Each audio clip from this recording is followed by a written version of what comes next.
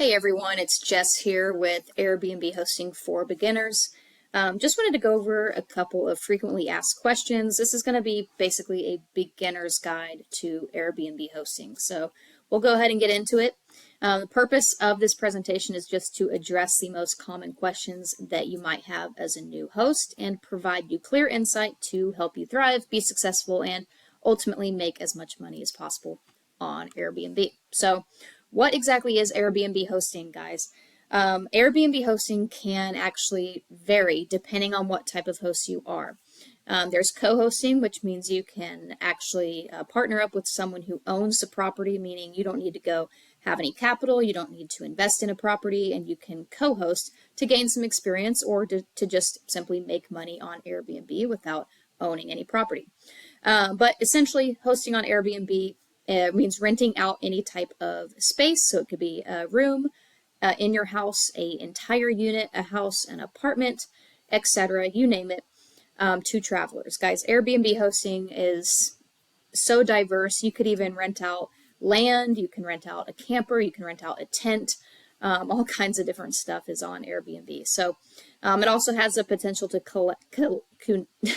to connect you with global guests who are seeking short-term or even mid-term stays.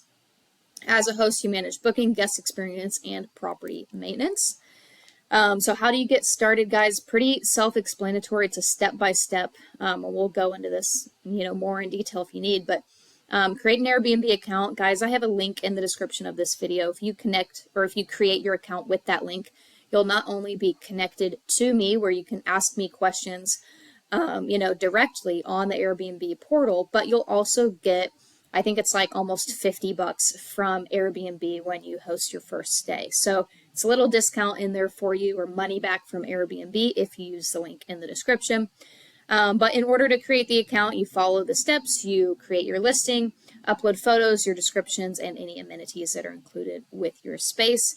You set your pricing and your availability, and then you verify your identity so that any guests can make sure, it's safe and secure and you are who you say you are, essentially. All right, so how much can you make on Airbnb? I'll go ahead and move my face out of the way here, but your earnings are going to vary based on your location, your amenities, the type of property, any events and things that you're close to. Let's say you're close to a football stadium or an event space. Or you're in a popular vacation destination, right? That's all going to impact how much you can make. On average, the typical U.S. host in America makes almost $1,000 a month. So that's just kind of an average. Of course, like I said, it does fluctuate depending on where you're at. Your advice to offer amenities and competitive pricing to boost your income. So, guys, anything that I can think of to boost your income would be just being competitive with the marketplace. Make sure that your property is able to actually generate revenue and generate a profit depending on how much you're paying for the mortgage or how much you're paying to rent the unit. You have it. So there's different calculators. I've made another video on that. There's different calculators that you can use that will tell you what the market is like, if your property, is able to be profitable, how much you can expect to earn. So that's always what I would recommend going into it. Whether you already have a property or you're looking to purchase property, plug those details into those calculators. And I can link them in the description. Again, I've done a different video on it, but that way you actually know before you're just kind of winging it, okay? All right, so what are the costs of being an Airbnb host? So Airbnb does take fees from the host.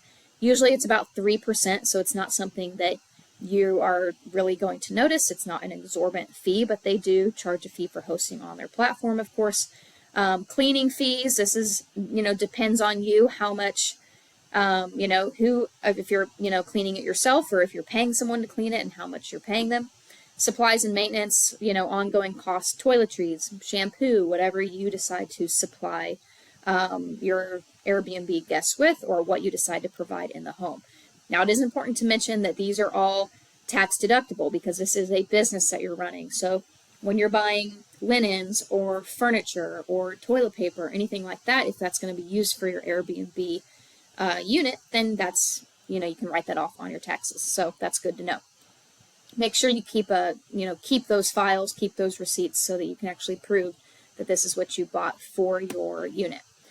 So what should I include in my listing, guys? You do want to have a title and a description. You want to highlight your space's unique features. So make it stand out. There's lots of different and unique properties on Airbnb. That's what makes it so cool, different than a hotel or staying somewhere else. So that's what people want. They want to stay in a unique place. Maybe you have a themed house. It's, themed, 90s movie theme or something like that, right? Maybe that's what makes it unique. Maybe it's the type of property that makes it unique. Maybe it's the location. So think of something, make it stand out, and put those things in the description or in the title. Photos, obviously, you want to use clear photos, either have them done professionally or use a good, high-quality camera to take those photos. Your house rules, you want to have your house rules kind of mapped out just to set guest expectations. And your pricing, you want to be super transparent with your rates and policies. And how do you communicate with your guests? So there's going to be a pre-booking request that comes in. Let's say you have your listing all created, everything's uploaded. You're going to have a pre-booking request when someone wants to book your property. So you do want to make sure you have your notifications on, whether they're on your phone or you can have email sent to you as well when you get a message on Airbnb. So you want to respond to these inquiries. You can go check out the guest's profile, make sure they have a history on Airbnb, make sure they have other good reviews, so you can communicate to them, see what they're traveling in for, how many people it's going to be, etc. And that's kind of where you get to know your guest before you actually accept the reservation.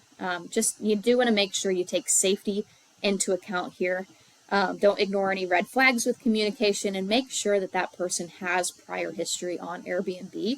Make sure they have good reviews, and make sure they are communicative with you and, you can actually trust them.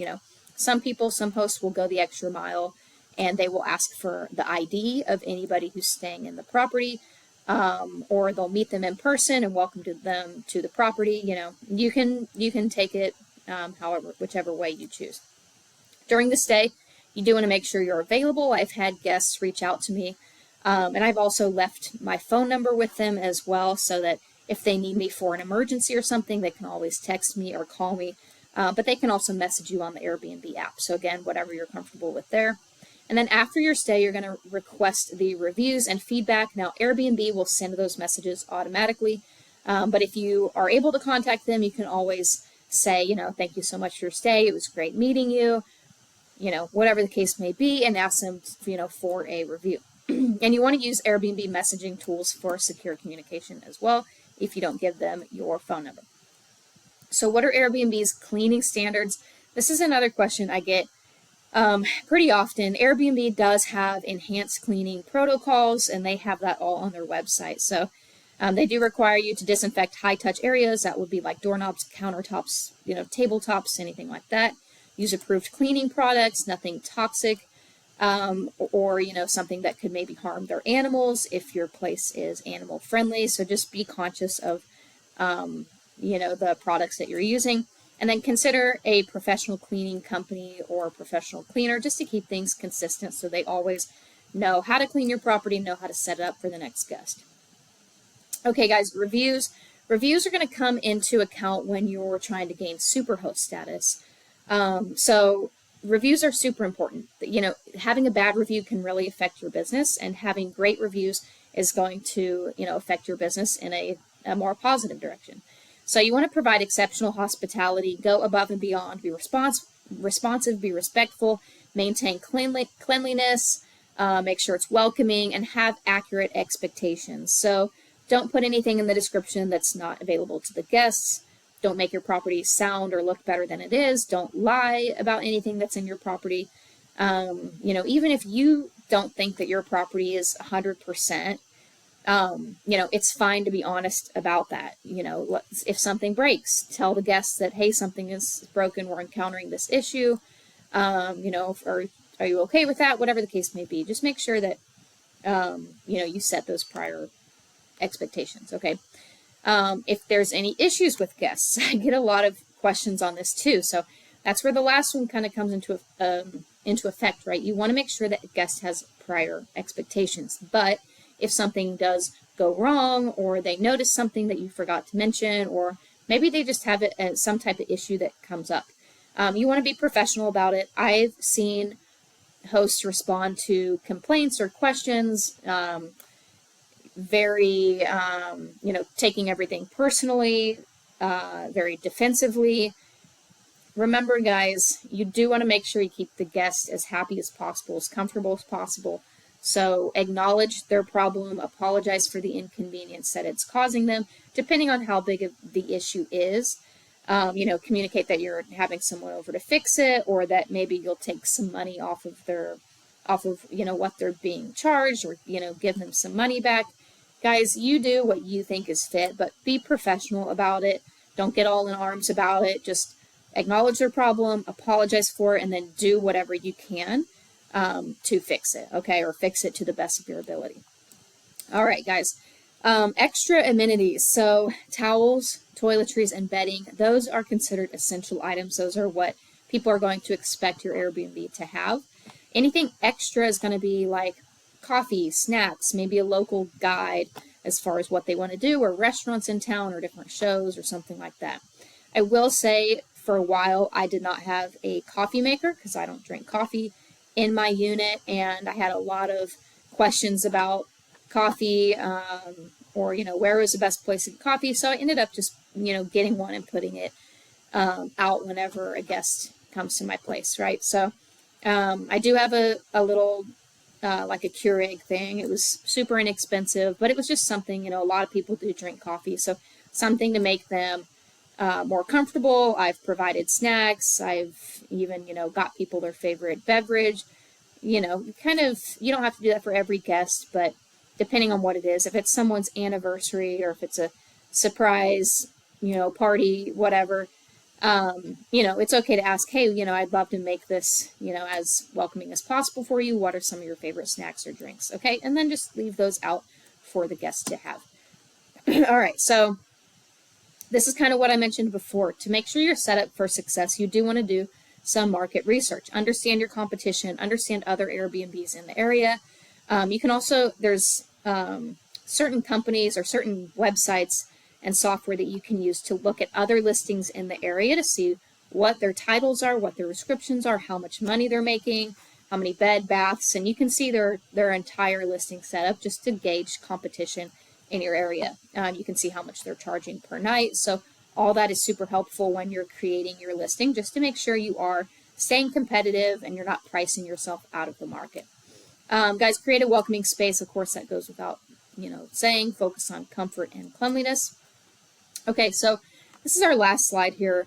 Your conclusion and your next steps. Key takeaways, guys, is hosting is profitable and rewarding with prior preparation. So first things you want to do is create your profile, list your space. Like I said, if you use the link in the description, you get a discount. Set your pricing and availability, engage with guests, and improve your listing based on feedback.